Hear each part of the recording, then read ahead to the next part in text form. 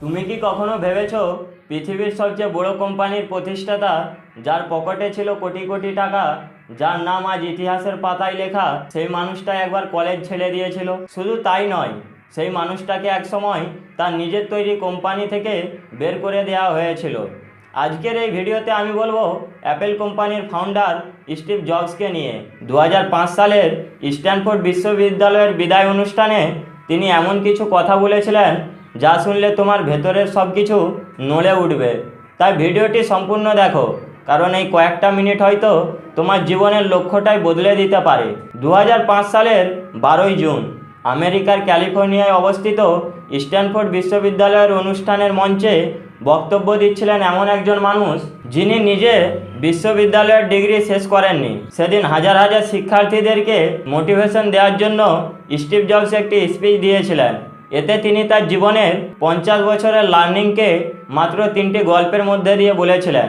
কিন্তু সেই 3টি গল্পের ভেতরে ছিল এমন সব সত্যি কথা যা সারা জীবন মনে রাখার মতো। তো চলো শুরু করা যাক।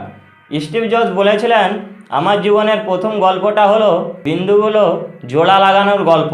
তিনি জন্মেছিলেন একজন অবিবাহিত কলেজ পড়ুয়া মায়ের কোলে।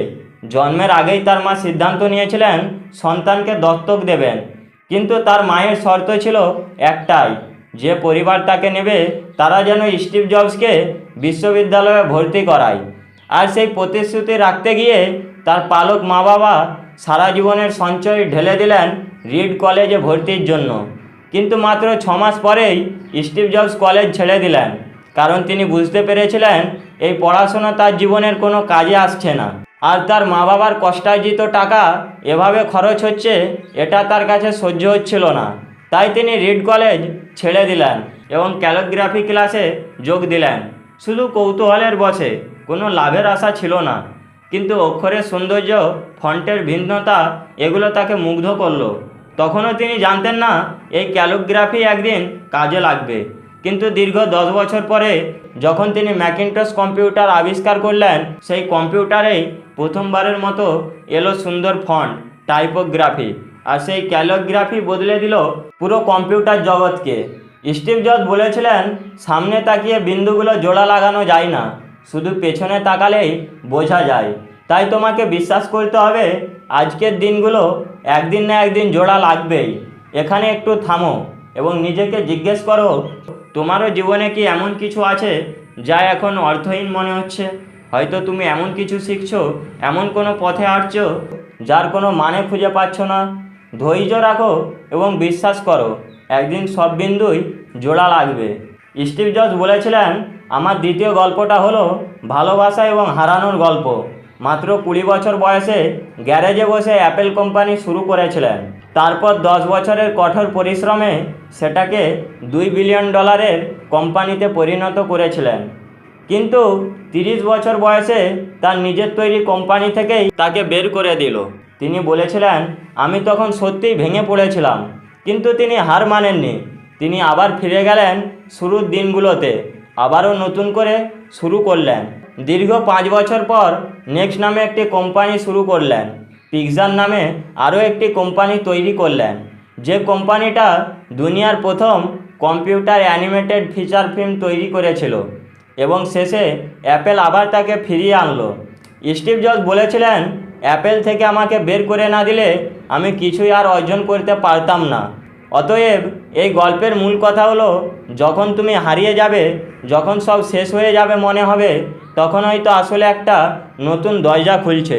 শুধু সেই দরজাটা দেখার মতো চোখ থাকতে হবে। তাই তুমি তোমার কাজকে ভালোবাসো আর নিজের কাজের ওপর বিশ্বাস রাখো। আর কখনোই হাল ছেড়ো না, কারণ যেই কাজকে তুমি ভালোবাসো তার জন্য যে কোনো কষ্ট সহ্য করা যায়। স্টিভ জবসের তৃতীয় গল্পটি হলো সবচেয়ে জরুরি। তিনি বলেছিলেন, 17 বছর বয়সে একটা উদ্ধৃতি পড়েছিলাম। উদ্ধৃতিটি হলো, প্রতিদিন এমনভাবে বাঁচো যেন এটাই তোমার জীবনের শেষ দিন। সেই কথাটা তার এতটাই মনে গেঁথে গিয়েছিল যে প্রতিদিন সকালে আয়নার সামনে দাঁড়িয়ে নিজেকে জিজ্ঞেস করতেন, আজ যদি আমার জীবনের শেষ দিন হয় তাহলে কি আমি আজকের কাজটা করতাম? যদি টানা কয়েকদিন উত্তর না হয় তাহলে তিনি বুঝে যেতেন কিছু একটা বদলাতে হবে। 2004 সালে তিনি একবার গুরুতর অসুস্থ হয়ে গিয়েছিলেন।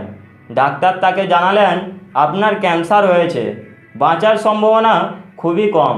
সেদিন রাতে বায়োপসি করা হলো এবং আনন্দের বিষয় হলো ক্যান্সারটা অপারেশনযোগ্য। অপারেশন হওয়ার পর তিনি সুস্থ হয়ে উঠলেন, কিন্তু মৃত্যুর মুখ থেকে ফিরে এসে তিনি বললেন মৃত্যু হলো জীবনের সেরা আবিষ্কার, এটাই পুরনোকে সরিয়ে নতুনের জায়গা করে দেয়। এবং তারপর তিনি বললেন এমন একটি কথা যা আজও লক্ষ লক্ষ মানুষের বুকে কম্পন সৃষ্টি করে। তিনি বললেন তোমার সময় সীমিত, তাই অন্য কারো জীবন বাঁচাতে গিয়ে নিজের জীবনটা নষ্ট করো না। নিজের ভেতরের কণ্ঠস্বর শোনো, বাকি সব কিছু লোকের মতামত, সমাজের চাপ, পরিবারের প্রত্যাশা, এগুলো গোলমাল ছাড়া আর কিছু না। স্টিভ জবস তার বক্তৃতা শেষে একটি অসাধারণ উক্তি বলেছিলেন। উক্তিটি হলো ক্ষুধা রাখো এবং বোকা থাকো, কারণ কখনো মনে করো না যে তুমি সব জেনে গেছো, বরং সবসময় আরও জানার, আরও শেখার, আরও বড় কিছু করার ক্ষুধা রাখো এবং এমন কাজ করো যেটাকে দুনিয়া হয়তো বোকামি বলবে, কিন্তু তোমার হৃদয় বলবে এটাই সঠিক। তুমি এখন হয়তো লেখাপড়া করছো, হয়তো চাকরি খুঁজছো, কিংবা স্বপ্ন দেখছো বড় কিছু করার, কিন্তু মনে রেখো বিন্দুগুলো একদিন জোড়া লাগবেই, হারানোটাও একদিন পাওয়ার কারণ হবে। আর মৃত্যুর কথা মনে রাখলে অন্যের মতামতের ভয় এমনিতেই কমে যাবে। ভিডিওটি ভালো লাগলে অবশ্যই একটি লাইক এবং সাবস্ক্রাইব করুন। তো দেখা হচ্ছে পরবর্তী ভিডিওতে। ততক্ষণ পর্যন্ত ভালো থাকুন, সুস্থ থাকুন এবং আমাদের চ্যানেলে যুক্ত থাকুন। ধন্যবাদ।